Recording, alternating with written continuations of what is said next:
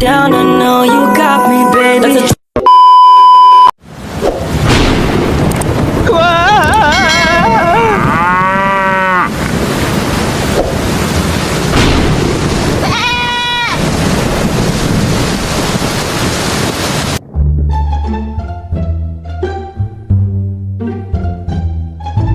Nako, mukhang lumalakas na yung bagyo.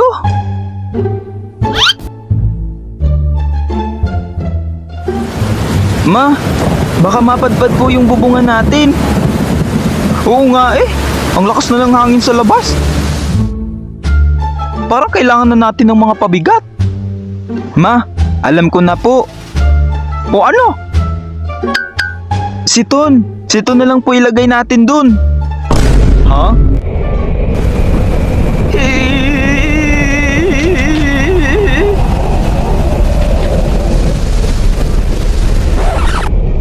Ha?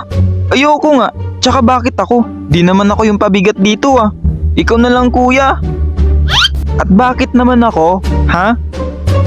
Kasi ako yung bunso dito. Mas magaan kaya ako sa'yo eh. Ay, di na gets. Baguio Experience.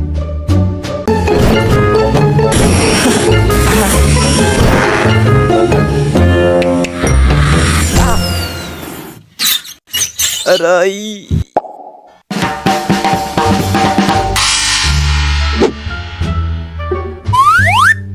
Okay na ba?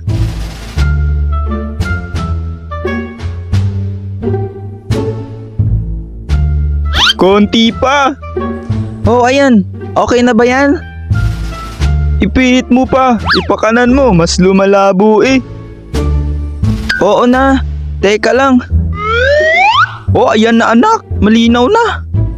Breaking news.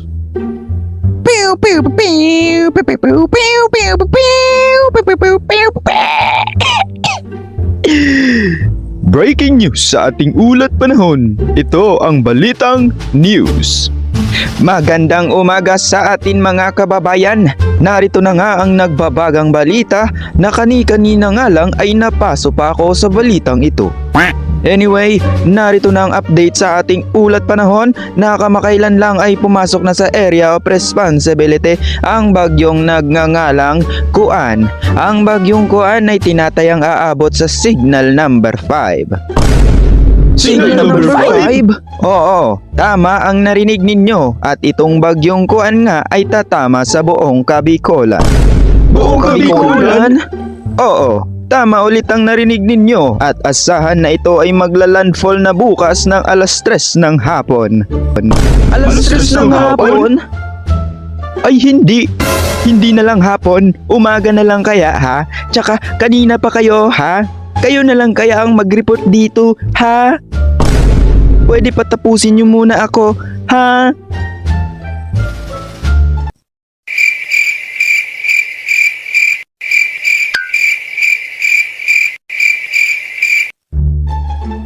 Anyway, yan ang ating ulat panahon at ako po si Pulgos, nag-uulat Balitang News.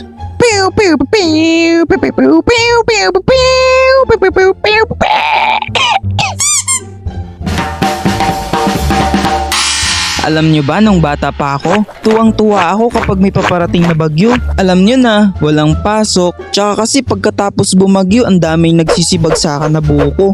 Oo, maraming puno ng niyog dito sa probinsya namin. Fun fact! At speaking of puno mga lodi, alam nyo ba na napakalaking tulong ng mga puno?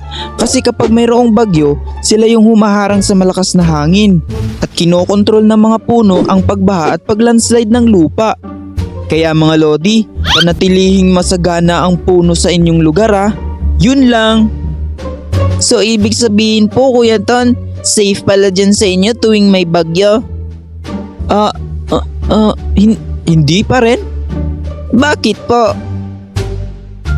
Posible kasi na mabagsakan pa rin ng puno eh.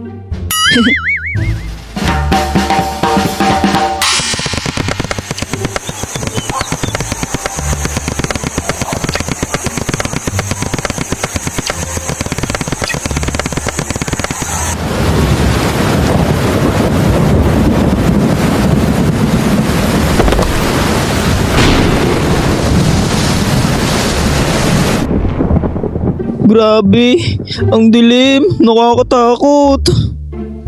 Ang OA mo naman, talagang madilim kasi brown out. Hindi, madilim kasi gabi na. Ay hindi ha.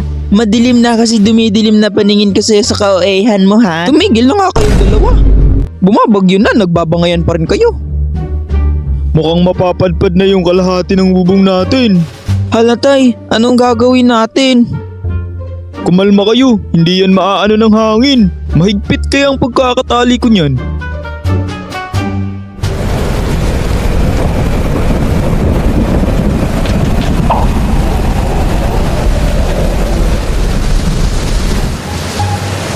Ay, napadpad.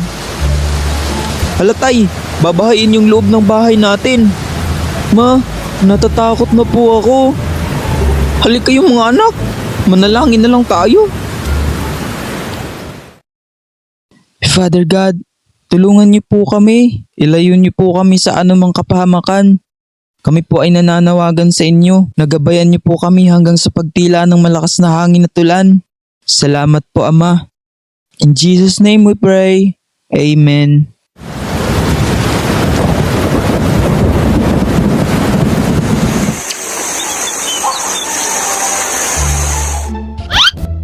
Yay! Wala nang bagyo. Thank you, Lord. At pagkatapos nga bumagyo, sunod na ginawa namin ay ang maglinis ng paligid.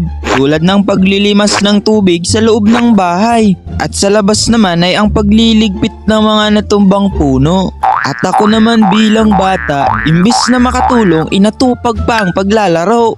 Whee! Kuya, tingnan mo ko. Whee! Bagay sa'yo. Kulang na lang saging, mukha ka ng unggoy. Ikaw nga kuya, kahit walang saging, mukha ka talagang unggoy eh. Ha? Anong sinabi mo? Isa kang matching. Matching. Halika nga dito, talagang bata ka. Si kuya, unggoy. Ha!